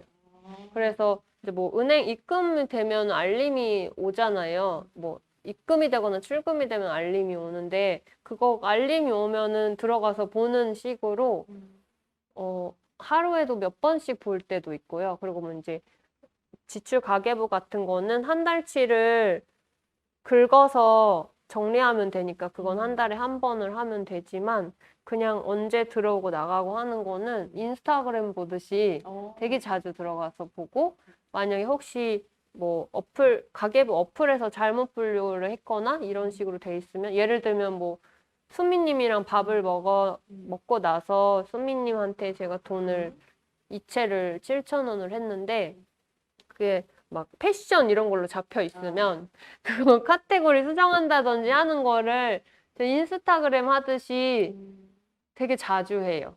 그렇게 자주 해서 좀 미스가 없게 해야 한눈에 정리가 좀 되더라고요. 다이어리 관리하듯이. 가꾸. 가계부 꾸미기. 가꾸를 하는 거죠. 가꾸를 하는 식으로 하면 이제 좀 수입이 어느 날 한 달에 뭐 며칠에 들어오지 않아도 되게 자연스럽게 계속 보게 돼요. 그렇게 핸드폰을 자주 보니까 어차피 핸드폰 자주 보잖아요. 인사하려고. 그렇죠.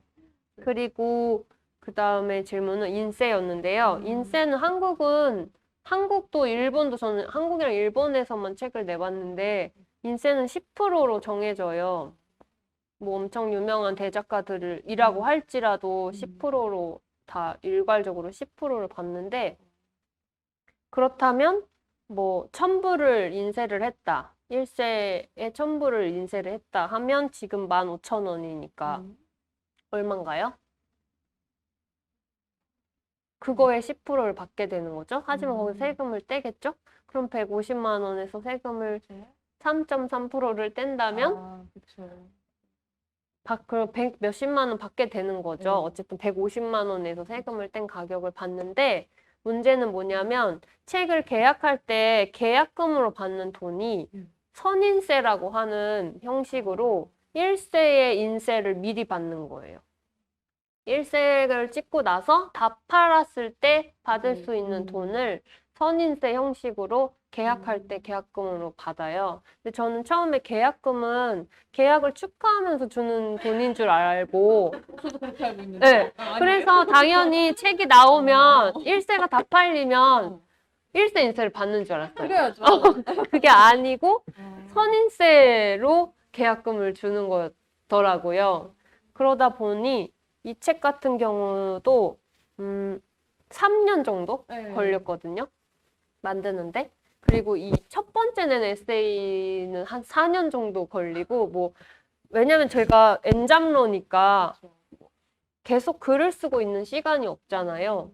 특히 저는 이제 원고료 얘기가 책에도 나오는데 집필비라는 게 없기 때문에 원고료에는 책도 그게 저는 되게 이상하다고 생각해요. 책을 쓰는 것도 일인데 다 쓰고 넘겨야 책이 나오고 책에 대한 돈은 받지만 쓰는 동안의 노동에 대한 돈은 전혀 책정이 되어 있는 게 아니잖아요. 그래서 집필비가 없기 때문에 결국 생활비는 다른 데서 만들어내야 돼서 그래서 뭐 공연 가동을 한다든지 뭐 보험 가동을 한다든지 이런저런 방법으로 계속 다른 일을 해야 돼요.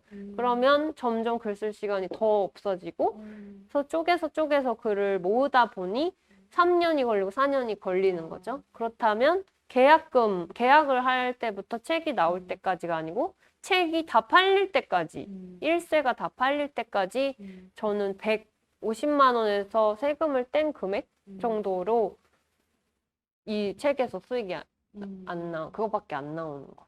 그래서 책의 돈이 되기가 되게 어려워요. 근데 제가 얼마 전에 출판 관계자한테 듣기로는 퍼센티지를 제가 완전히 까먹었는데 2세를 찍는 책이 10%도 되게 몇 프로 안 된다고 알고 있어요. 전체 도서 시장에서 2세를 찍을 수 있는 책은 진짜 얼마 안 되는? 한국의 부를 몇 퍼센트의 부자가 나눠 갖고 있는 것처럼 책 시장도 마찬가지로 진짜 유명하고 잘 된 책 몇 프로만 2세 이상을 찍는 거고 막 뭐 100세 찍었다, 뭐 10,000부, 100부 찍었다 하는 책들은 그야말로 진짜 스타인 거죠. 스타인 거고 2세까지 안 가는 책이 대부분이거든요. 그렇다면 그 사람은 수익이 계약금 뿐인 거죠. 1세가 다 팔려도 받을 수 있는 돈이 없으니까. 그리고 또 출판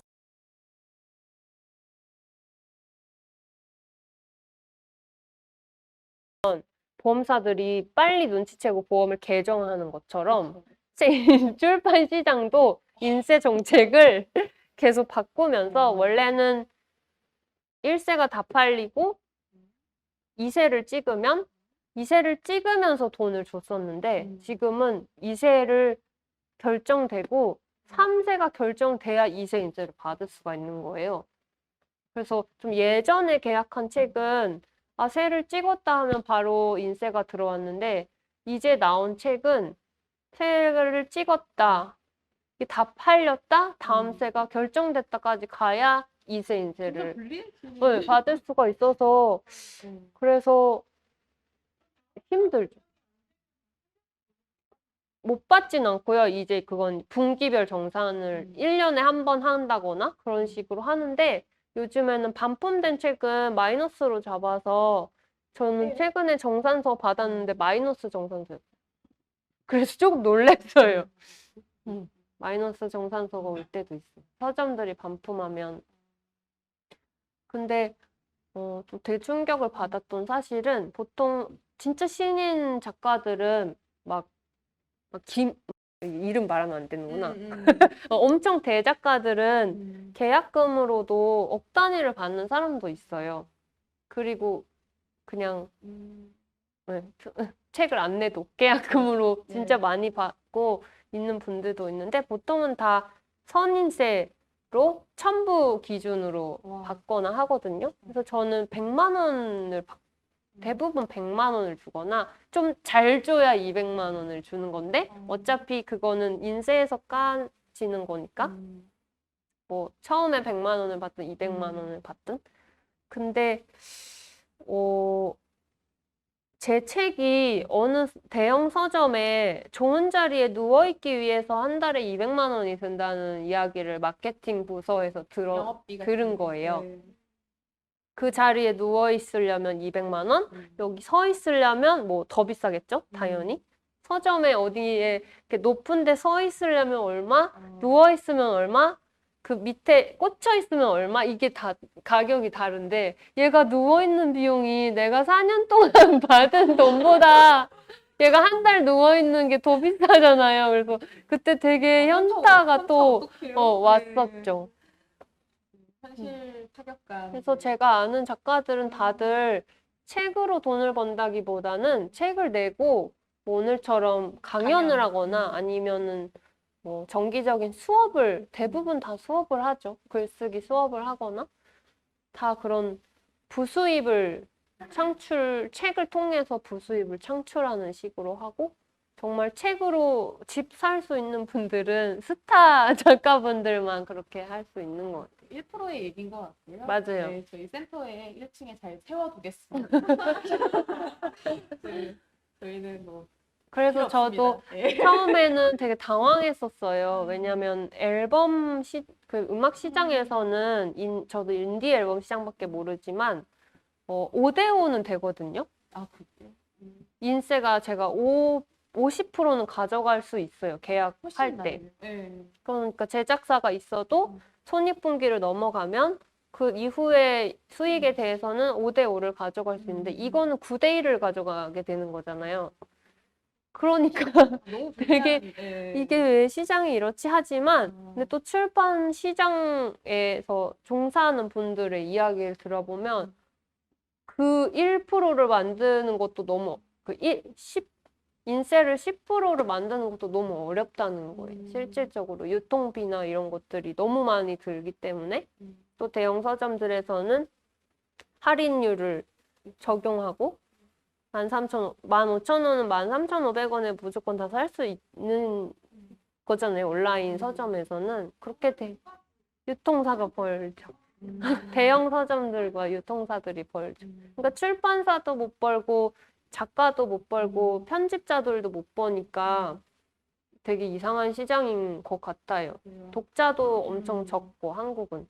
그래서 작년 연말에 익명으로 편집자들 연봉 시트가 돌았는데요. 저는 그걸 되게 열심히 보고 너무 충격을 받아서 3천 넘는 사람이 거의 없더라고요. 그렇죠. 네. 그래가지고 도대체 출판 시장에서는 대형 서점과 유통사들만 돈을 벌고 만드는 사람들은 그 누구도 행복하지 않은 건가? 막 그런 생각이 들고. 그리고 심지어 번역서는 더 심해요. 번역서는 어쨌든 작가 인세는 10%를 책정하기도 되게 어려운 시장이니까 어렵게 10%를 빼놨다. 근데 이게 번역서다. 그럼 번역자한테도 이 10% 안에서 배분을 해야 돼요. 그럼 이제 저는 저자는 6%, 역자는 4%가 된다고 생각을 해보세요. 그러면 번역서는 번역서로 나오기까지 에이전시가 들어가고 그다음에 한국 출판사에 또 저작권이 들어가니까 만약에 제가 150만 원을 일본 출판사에서 받게 된다. 10%를 라고 150만 안 되죠. 근데 6%니까 50%라고 할게요. 5%인 경우도 있어요. 역자 5%, 저자 5%. 그래서 5%를 받게 된다. 만약에 뭐 70만 원을 받게 됐다. 그러면 그 70만 원을 일본 출판사에서 에이전시로 보내요. 에이전시가 거기서 10%를 떼가요. 그리고 한국 출판사에서 그거의 50%를 떼가요. 그 50%가 저한테 오는 거예요. 그러면 70만 원의 50%도 아닌 거고 70만 원에서 한번 10%가 깎이고 그 다음에 한국 출판사에서 50%가 깎이고 그냥 저한테 오는 거죠. 번역서도 되게 더 힘들어요. 근데 번역서도 마찬가지로 저자가 뭐 내용을 또 그쪽 출판사랑 이야기하고 뭐 디자인 어떻게 하고 구성 어떻게 하고 다 할 일이 엄청 많은데 일은 비슷하고 그러니까 원고만 새로 쓰지 않는다 뿐이지 구성하고 뭘 하고 막 조율하고 할 것도 되게 많은데 나중에 들어오는 금액이 너무 적으니까 되게 충격적이죠. 그게 문제가 있네. 지금 문제는 이게, 많이 있죠. 네, 늘 뭐 산적해 있는 것 같고 진희님께서 가계부 어플 못 쓰시는지 궁금합니다. 뱅크샐러드 씁니다. 뱅크샐러드 쓰시네요. 네. 엑셀로 불러오기 되거든요. 진짜요? 네. 내용을 엑셀로 엑셀로. 불러오기가 돼요. 그래서 그거를 편하게 한 달치를 그냥 불러오셔서 근데 이제 불러오면 다 분류고 다 따라와요. 뭐 지출 분류 같은 것도 다 따라오는. 그런 거랑 그것만 잘 정리하고 그 다음에 이제 그 옆에 고정 지출만 딱 정리를 하면 고정 지출은 뭐 일테면 집세나 이 대출이자랑 보험료랑 적금 같은 거, 저축 이런 것들 그만 딱 정리를 하면 총 얼마인지가 딱 눈에 잡히고. 좋네요. 네, 아주 네. 좋네. 엑셀로 불러오게 하세요. 네, 또 질문 있으신가요? 진아님이요? 네. 네. 네. 마이크. 제가 이렇게 하면 들릴 것 같아요. 마이크를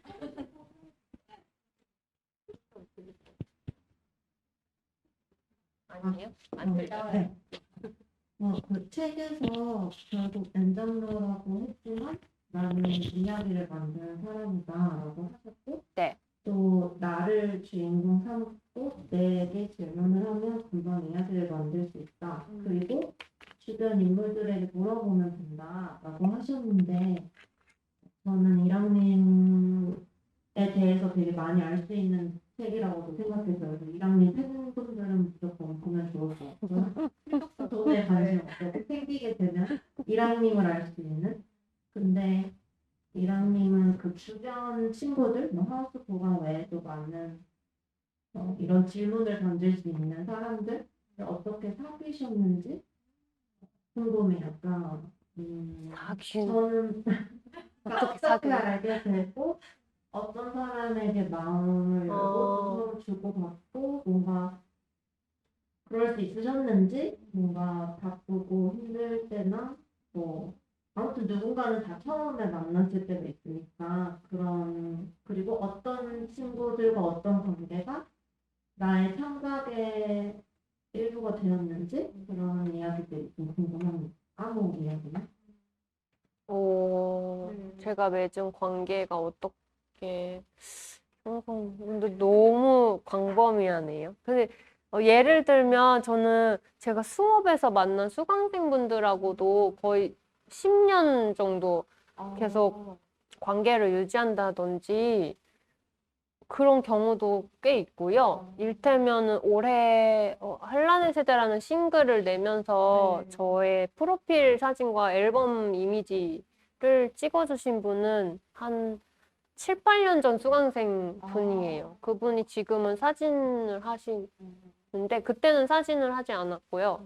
그때는 그냥 수강생이셨고 미술 공부하는 사람이었는데 계속 연결돼 있다 보니까 어느 순간부터 사진 작업을 하는 걸 알게 됐고 그러면은 이 사람 사진이 마음에 드니까 이 사람한테 부탁하자 하고 그 사람하고 회의를 하러 카페에 가서 회의를 하고 계산을 할 때 또 저한테 선생님 이렇게 하는 분이 있는 거예요. 저예요 이렇게 하는. 이 세계관 뭐죠?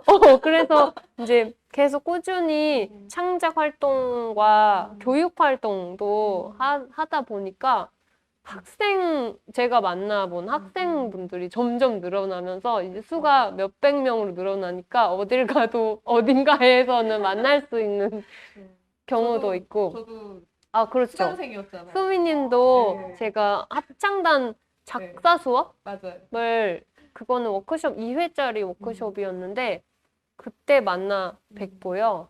그 다음에 최근에는 제가 카카오 프로젝트로 이렇게 이제 프로젝트를 개설해서 사람들이 만나지 않고요. 비대면으로 제가 뭐 일테면 슬링님은 비건 프로젝트를 하시는데 그냥 오늘 나는 비건식을 먹었다를 인증하고 사진 올리면 되는 뭐 그런 식으로 프로젝트를 하는데 저는 청소년들이랑 같이 매일은 아니어도 제가 미션을 주면 그걸 애들이 글이나 그림, 사진으로 과제를 올리는 그런 프로젝트 진행하고 있거든요. 근데 그 프로젝트는 또 몇 년 전에 제가 한 청소년 워크숍을 들은 학생이 카카오에서 일하는 부모님에게 제 얘기를 해서 그 부모님이 저한테 청소년 프로젝트를 개설하는 거를 의뢰하신 거예요. 그런 되게 신기한 경우도 있고 제가 뭐 한 27살 때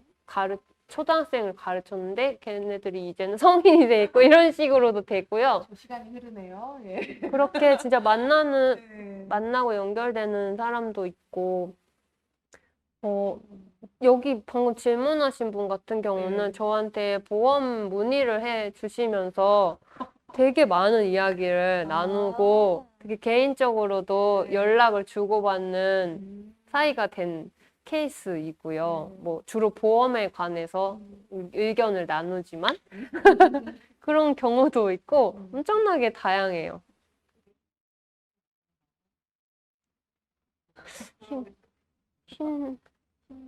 힘들다. 그만큼 저는 가족과 소통을 안 해요.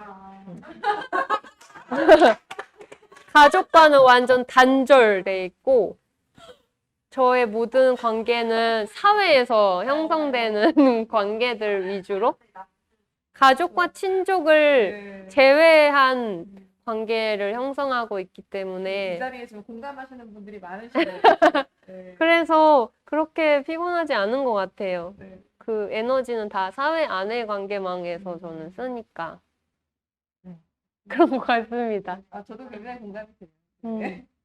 근데 진짜 신기한 인연들 말하라고 하면 끝도 없이 많이 나와요. 막, 제가 책에다가 턱이 아프다는 이야기를 이 에세이 말고 전에 에세이 쓴 적이 있는데 어떤 여성 한의사분이 북토크에 오셔가지고 이렇게 약이나 이런 걸 주신 적도 있고요. 약이랑 막 턱 교정하는 그런 거 주신 적도 있고요.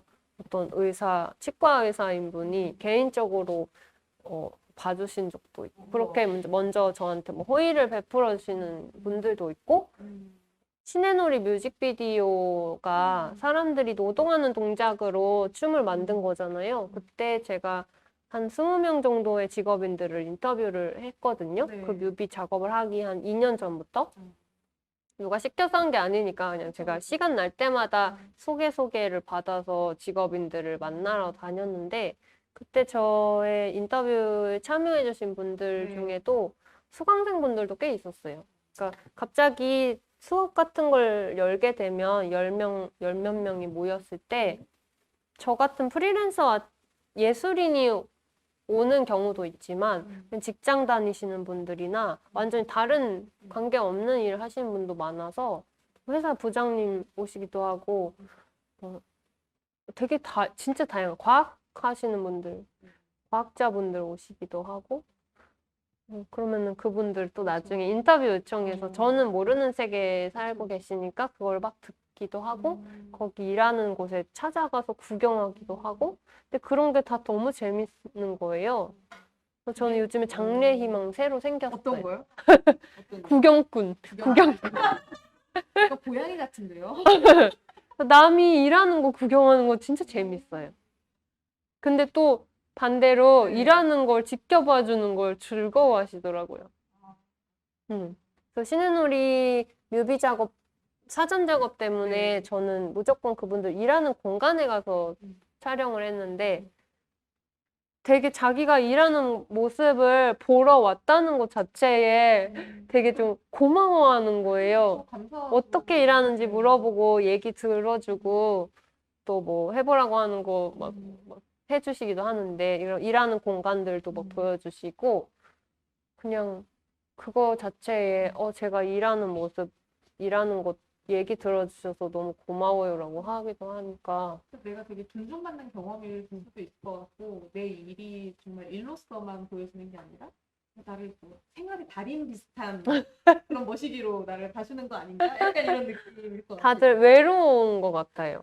아. 혼자서 긴 시간 어딘가 네. 출근해서 아침부터 저녁까지 일하시는 분들의 경우 그렇죠.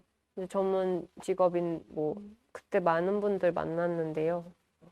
한복 만드시는 분도 있었고 뭐 농사 짓는 분들도 있었고 막 했는데 어쨌든 자기는 항상 일을 할 때 혼자 저도 혼자 하니까요. 혼자 뭐 이렇게 하기도 하고 이렇게 하기도 하고 저렇게 하기도 하는데 혼자서 일하는 시간이 더 많잖아요. 그 시간에 누가 찾아와서 지금 하는 일은 뭐예요? 그리고 제가 그때 공통 질문으로 항상 했던 질문이 이 일을 해서 어디가 아프세요? 였거든요.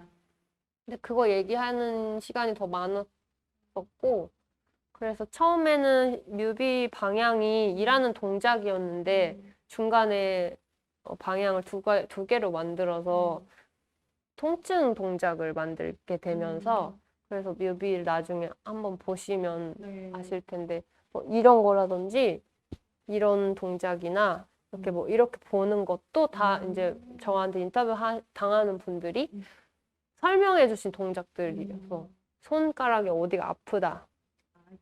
네, 여기가 아프다. 여기가 관절이 여기가 아프고 여기가 휘었다. 뭐 이런 것들 바느질하는 분이었는데 그런 것들 얘기해주는 여기 손목이 아프다. 그래서 이걸 이렇게 붙여가지고 동작을 만든 거예요. 모든 그 진짜 많은 사실 지어내려고 하니까 좋은 말 지어내는지 맞아요. 나를 재료 삼아 아 진짜 되게 이런 경험이 되게 풍부하신 것 같아서 제가 오늘 되게 잘 모셨다. 직업이니까요. 네. 창작하는 것도 직업으로 습관이 들어있고, 그 다음에 뭐 관리하는 것도 습관을 들어놓고, 이걸 계속 빙글빙글 돌리는 거죠. 그렇죠. 물레방아 돌리듯이 계속 물레방아 돌아라 가도. 돌아라 네. 랑이야 하면서 돌리는 거죠. 그렇죠. 오늘 지금 시간이 많이 좀 진행이 됐는데 대단하다. 그쵸? 그 이론이 말하다 있을까요? 보니까, 그쵸? 눈물이 또 질문 하나 정도만 마지막으로 더 하나 정도 더 받을까요? 받을 수 있을 것 같은데 네. 혹시 이 얘기 못하고 가면 오늘 너무 아쉽다 하시는 분들 채팅으로도 좋고요. 저희 현장에 계신 네 선생님 네. 네 마이크가 가고 있습니다. 네. 굉장히 늘 연결이 되지 않아가지고 엔자너 맞아요. 만약에 한 가지만 할 수 있다면 어떤 걸 해주실지. 글 쓰는 것만 하고 싶어요. 그게 최애였어요? 그게 가장 제가 오래 할 수 있는 일인 것 같아요. 그러니까 저는 지금 당장이면 저는 감독 일도 엄청 하고 싶은데요. 요즘에 현장에 뭐 안 간 지 너무 오래돼가지고 근데 나이가 들면 너무 피곤할 것 같은 거예요. 무릎이 아프고. 그래서 저는 한 3년 전에 현장에 일할 때는 무릎이 너무 아파서 항상 그게 고생이었는데요. 그래서 그런 걸 생각하면 너무 길게는 못할 것 같고 가장 길게 할 수 있는 거는 글 쓰는 일일 것 같고